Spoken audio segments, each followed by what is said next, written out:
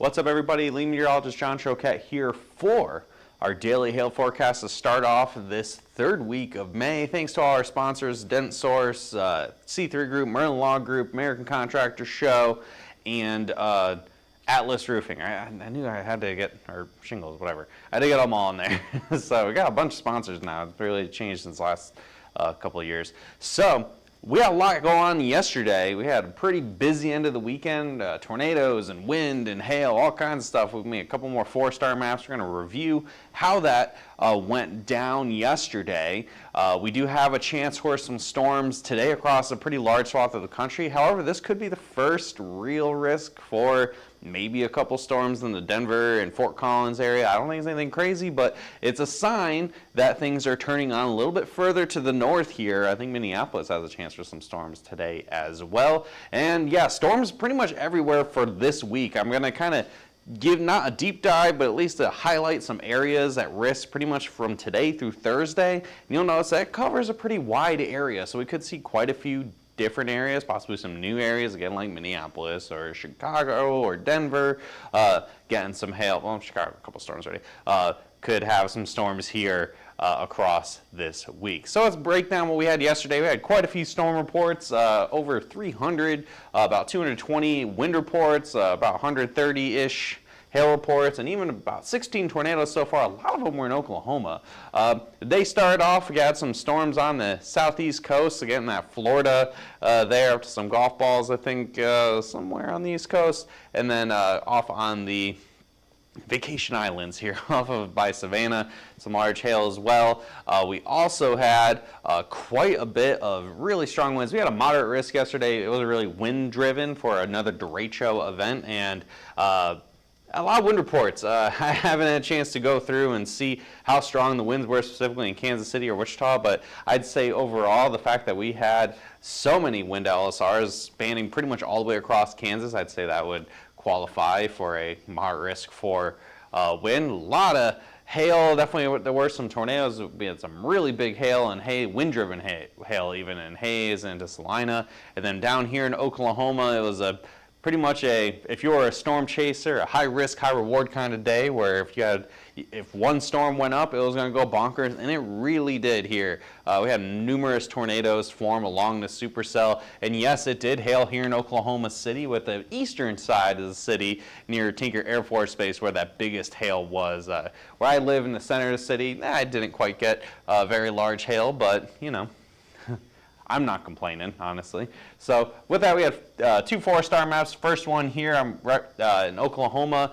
Enid had a really good hailstorm there after the big supercell moved through Oklahoma City. 2.75, so baseball-sized hail did fall. It didn't fall in the city. This was off to the west when this thing dropped some pretty massive tornadoes. 197,000 homes impacted with at least quarter-size hail. Again, here's Oklahoma City, and I'd say a lot of this middle section here was likely pretty isolated on the severe hail, probably high volume of the little guys, at least if you're looking at what happened at my house in comparison. But you had pretty big hail over by Yukon, pretty big hail over by the Del City area. Other 4-star map that we had was in Kansas, as mentioned. This was some serious wind-driven hail here in Salina and Hays, Ellis. 3-inch hail is at max. I think Hays got rocked pretty good, about 61,000 homes with that. And not only was this hail, but I mean, there was some really intense winds accompanying this in excess of 70 miles an hour. So a couple pretty solid storms here. That was along the I-70 corridor.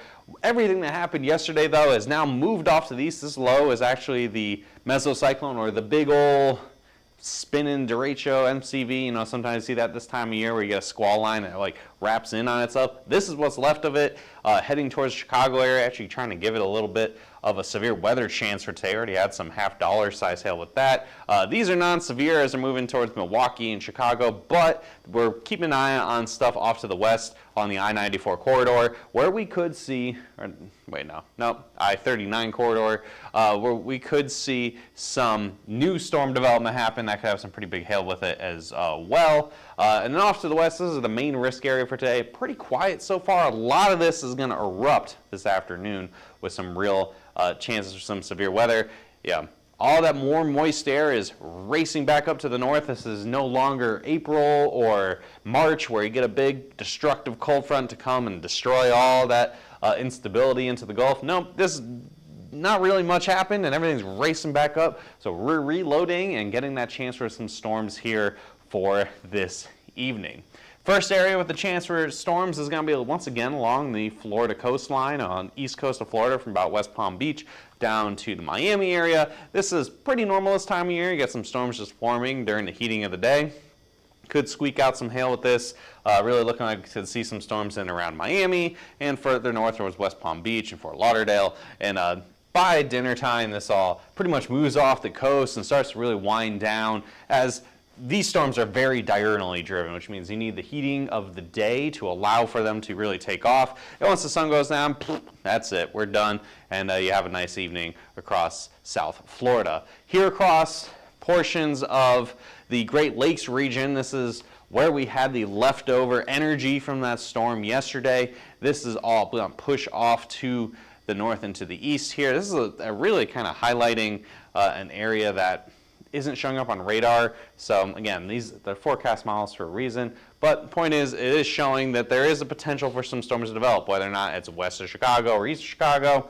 We'll see. It's been kind of all over the place so far this morning, each model run, but it does show storms forming through the evening hours. And if you look off to the west as well, there's some storms trying to form up by Minneapolis and along I-90 over by Omaha, and we'll highlight that a little bit more as well. The models have been really kind of zeroing in on the Minneapolis area a little bit, so I may be going a little more aggressive with my forecast for there than what the SPC may be doing.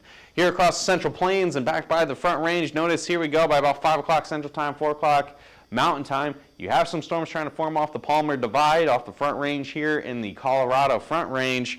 So Denver, Fort Collins, there's a chance. These models, again, the forecast models have been kind of on and off about it. Storm Prediction Center recently just pushed the marginal risk back all the way up to the mountains. I've seen this time and time again where you go, yeah, there may not be a storm or two, but if a storm forms, could have some hail with it. Moisture's not the best so far. This isn't the best risk Denver's ever seen by any means. This could be just enough to get people to remember, oh yeah, it's May. I think snow is finally over, and we'll get the other white ice precipitation to fall instead.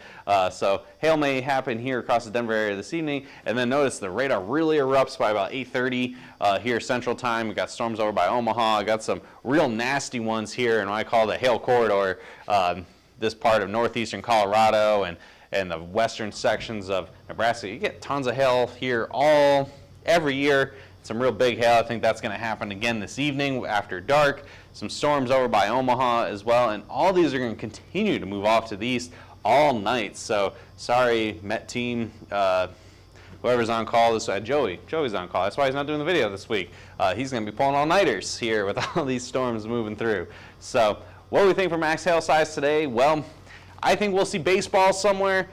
If you had to put a gun in my head and say where, well, probably in that little hail corridor there in northeastern Colorado and over by western sections of Nebraska. And then you have it highlighted here within that hail forecast where I have the purple showing up. That's your most likely chance of having some of that bigger hail. Down here in Florida, again, this is pretty typical this time of year. I have quarter to $1 size hail, but we've been shown the last few days if one storm can get a really good updraft, it can squeeze out some golf ball size hail. But overall, any of these mostly sub-severe hail or up to that $1 size hail. More meat and potatoes of the risk. I've really painted a lot of the Great Lakes here with that quarter to $1 size hail because of the fact that it's been a little uncertain about what exactly is going to form in the wake of the storms from yesterday. We've already had some $1 size hail in Wisconsin. Will we get more of that, or will it go more linear and have more of a wind risk? So that's why real uncertainty. There's a potential we get some supercells to form this afternoon, and we actually go much higher than the quarter to $1 range. The only problem is it wasn't really looking like that so far this morning, so I'm keeping the hail sizes pretty subdued here. Just know that if I come back tomorrow for the video and I mention some big hail, I made a big hail map, that's why. However, further off to the north, again, the models have really been wanting big storms here in Minnesota, so I've been a little more aggressive with the supercell potential where you could get that bigger hail, larger than 2-inch in diameter in southern Minnesota and possibly as far north as Minneapolis. It looks like you will definitely see storms. I think there's a moderate chance of at least some quarters in the Minneapolis area. And then further off to the west here, the highest risk for the day is going to be North Platte or maybe over by Scotts Bluff or one of these little towns off on the I-80 corridor here in western portions of Nebraska. So high chance there. I have a low chance for Fort Collins. It's also a low chance for Denver. Again, I wouldn't be surprised anywhere north of the Palmer Divide, which I pretty piss poorly put in my map there. You could see some hail. Typical Denver type event. You get the high volumes, a little hail up to $1.25 to $1.5 size. I have a low chance for Omaha right now. Again, kind of uncertain. There might be maybe too many storms that form here to allow for hail, make it more of a wind risk for Omaha for tonight. But don't worry, you guys are in the chance again tomorrow. So city forecast, I'm only highlighting a couple areas here. Areas that really haven't seen too much yet this year, so I'm going to highlight them. Minneapolis between 8 p.m. and 1 a.m. Central Time.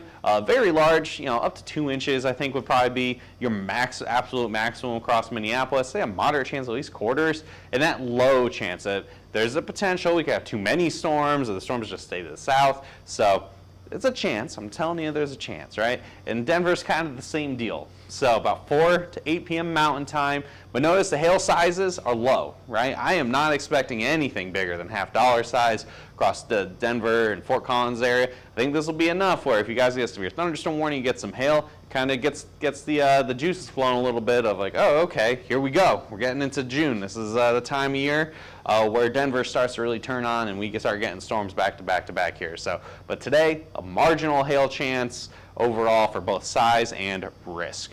So going into tomorrow, where the storm system is here in the Chicago area, it is going to move across sections of Ontario and eventually into northern New England here, where we'll see some storms try to form in the afternoon hours across portions of Vermont and eventually into New Hampshire and Maine and possibly even other storms back into western New York. Could be some nasty storms up by Ottawa or even closer to Montreal in the evening hours. Honestly, for the States, probably a marginal hail risk. For Canada, probably a little bit better, but I didn't put a forecast together for Canada. So just overall looking at the models, I wouldn't be surprised if you sneak in some storms here across sections of Ottawa and Quebec. Overall, though, things wind down pretty quickly here, and this is not the main risk for tomorrow. The main risk, notice I'm at a very wide angle here because there's a lot, and I didn't want to have 75 different future radars. We can go into more detail about it tomorrow. But tomorrow morning, there's some uncertainty. There's going to be a lot of storms in the morning here from whatever happens tonight across Iowa.